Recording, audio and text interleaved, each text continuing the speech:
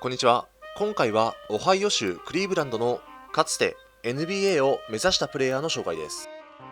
Brian to the Kortovich, NBA. aka Smoking Aces from Cleveland, Ohio. Growing up in Cleveland, Ohio is a lot different than obviously New York City. So I've always heard about the Rucker we're at right now. So playing here, making a name for myself was very big. So went to Manhattan College. After college, I moved out here, and the rest is history. ブライアン・コルトビッチ、またの名をスモーキンエースです。ロングシュートが武器のポイントガードなんですが、ストリートボーラーの中でもかなり異色なキャリアを送った選手だったので、今回紹介します。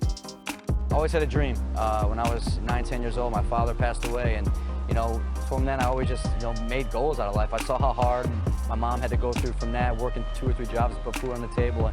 And for me, I made a vow to myself and to my father to always work hard and follow my dreams no matter what. 子供の頃に父を亡くしたことで、その後の人生に大きく影響を与えました。高校は地元のブランスウィックに通い、ディビジョン1のマンハッタン大学からオファーをもらえるほどの活躍を残しました。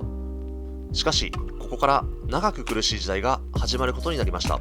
事務的な問題が起きたとかで、マンハッタンからのオファーは取り消し、カイアホガという短期大学を経て、ディビジョン2のカリフォルニア大学などでプレーするんですが、度重なる怪我により、本来の活躍ができずに大学を卒業しました。Like millions of young basketball players, Brian Kortovich had a dream to play in the NBA. Despite a scholarship to Division I Manhattan, an injury took away his senior year. Kortovich went undrafted. My goal was always to play in the NBA. I had a couple series of setbacks. I tore my ACL my senior year in college, kind of sent me back a few years. While working on Wall Street by day and playing in playground leagues at night, Kortovich did get a call to go pro overseas. My good friend back home in Cleveland at the time was an agent. I sent him some videos. So one day I remember I was at the floor on NYMEX. I was in the gold ring, quoting for the Chicago Board of Trade. He calls me. He goes, "Where are you going? Where am I going?" He's like, "You're going to Kuwait." I'm like, "Kuwait? I thought you got me a deal in like Italy or Spain." So I had to start somewhere. Now, you've played overseas a whole lot. You went to college out in Cleveland. I know you've even played with dudes like LeBron. You've been overseas. Israel, correct me if I'm wrong. Israel. Croatia. Where else have you been? France. Where have you been, man? My first job was Kuwait. I was actually during the Iraqi war. It wasn't really the most comfortable situation, but it was my first job. I knew I had to take it. At the time, I was actually working on Wall Street. But then to keep the dream alive, I had to get my first job somewhere. So I went to Kuwait, Italy, Israel, France, Dominican Republic, and a short stint in the NBA D League. So yeah, I've been well traveled. NBA 入団への夢をつなげるために、プレーする国を問わずにキャリアを固める選択に至りました。同時に幼い頃から東海岸のストリートボールを認知していたコルトビッチは、ニューヨークに移り住み、毎年のように挑戦を行いました。It took a while. It wasn't always easy for me to get on. A white guy from Cleveland, 6 foot, not growing up in the hood, the Bronx, Queens. A lot of these teams are all guys based here in New York City, and I was unknown. So my goal was to make myself known. And after a couple of games of sitting the bench, a coach from a team called, ironically enough, Black Wall Street said, "Yo, BK, get in the game." And just happened a couple summers ago out here. My man Charles Jones had a short stint in the NBA. Junie Sanders, all these top street ball legends. They asked me to come play on the team Black Wall Street. It was actually my second game here. I got hot in the second half and ended up at 35. And the guy on the mic said, "Hey, if you score one more bucket," I don't want to tell you the names they were giving me before, but they weren't clean. They weren't user friendly, so to speak. But a couple jump shots later, EJ the mayor said, "Brian, aka Smoking Aces, you've arrived." So that name's kind of followed me everywhere in New York City and throughout the overseas travels and all that too. So now it was big. その時の相手は先週動画で取り上げたホワイトチョコレートで、実際の得点は31点だったようです。白人でシュートを武器に得点を重ねていくスタイルはかなり似てますよね。生まれた地域や人種の壁なんかもあり、苦労しながらプレーしたって話です。NBA のキャンプにも参加し、徐々に入団の可能性と同時に認知もされていき、ストリートバスケのブランドの一つと言っていい K1X とも契約し、サポートを受け、さらに2010年最大の転機を迎えます。Then, in 2010, it was right here at Rucker Park where Brian Kortovich, or Smokin' Aces, was playing in the legendary Entertainers Basketball Classic. That's when he heard about auditions for the movie Just Right, starring Queen Latifah and Common. They needed real basketball players to play on the NBA teams in the movie.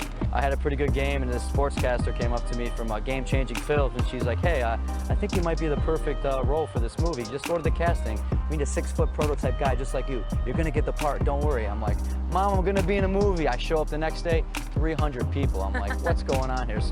But they said, do what you do best, and I started shooting the ball, and they pulled me out 10 minutes into the thing and said, you got the part. The roles kept coming. Kortovich had to gain weight to play Chris Evans's body double in What's Your Number? And this past summer, Brian's wearing a wig and fake sideburns as Bill Hader's double in Trainwreck, where he faces NBA megastar LeBron James one-on-one. We were filming the next scene, and Judd Apatow, the director's like, Brian, warm up. We got to get you ready. We're behind schedule. And he saw me shoot like maybe 30, 40 NBA threes in a row. And then the next scene, there was a 2-minute break. I went up. オーディションでは1回のチャンスで連続15本のスリーポイントを決め、役をものにし、バスケットの映画俳優という知名度としてはこれ以上にないものを得て NBA への挑戦は続きました。Let me tell you, man, trying to get in the NBA is a hard task, especially with the hand I got dealt. I didn't go to a big-time school, didn't have a big-time name, had an injury that kind of set me back, but it wasn't easy to get to this point in my career, but hard work, perseverance. I mean, obviously traveling the world, having big games in New York City and abroad got me to a level where I actually got an invite to the New York Knicks in 2009 against some draft picks.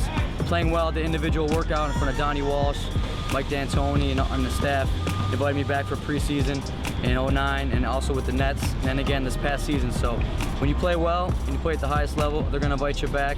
So right now I'm at the point where they know who I am, and all it's going to take now is just, one guy in position of power to say, hey, we want this guy on our team. その後も高いレベルでのプレーを続けながら2012年ラッカーパークでの EBC でそのシーズンの得点王となる快挙を達成しました。Where your main man Kevin Durant played in the EBC final and he lit it up. He was flying all over the place, and a lot of people also asked me about the intro to that video where Kevin Durant was standing there with my main man BK, Brian Kortovich, aka Smokin' Aces. Ladies and gentlemen, put your hands together for my main man Smokin' Aces, aka boy. さらには翌年はケビン・デュラントがプレーした年でもあり、コルトビッチはチームメイトとしてプレーします。ニューヨークに来てからのキャリアの様々な積み重ねにより、ニューヨークではケビン・デュラントと並ぶほどの知名度をつかんだのでした。またそれを記念し、当時のアンドワンライブとコラボしてスモーキンエース仕様のバッシュが作られたり、自身のブランドを作ってさらに様々なコネクションも広がりました。Working hard, perseverance, and you're going to have a lot of naysayers. A lot of guys going to doubt you, a lot of agents, a lot of coaches. Don't stop there. What I did, I use it as motivation, use it as fuel, as your fire to get better daily in the gym, just to keep going. If you want it, you got to go after it, and who cares what anyone has to say, and do what you got to do to get to the highest level. Now, Smokin' Aces, man, you got that out here on the street. Yeah, For a big. dude like you, who straddles the line between playing out here somewhere like the Rucker behind us, playing for dudes like Donnie Walsh, who have millions and millions of dollars at stake in regards to who they bring in and what they do. What's the difference between playing out in the street and then playing organized, tucked up ball where, guys' jobs are on the line? I think they're both competitive, obviously, but the NBA level, you have to be able to play and play in a system, and you got to be efficient. Out here in the streets, it's a lot. It's not like N1 here at Rucker and any other games in New York. You got to have skill, but obviously, I got the toughness. Playing in these streets and playing in these tough neighborhoods, it kind of gives you that grit, and that grit kind of got me to the NBA level, kind of just going at anybody, anytime, and producing. So it's just. From the street game, you get that competitive fire, and without the street game, I don't think I'd be where I'm at right now. So you're pretty close, man. We all know the NBA is in a lockout. Last year, you were close with the Nets and the Knicks. What is next for you, my man? NBA lockout, no lockout. What can we expect? I got some looks right now in Croatia. I was out there last month with some workouts with the national team and EuroLeague club.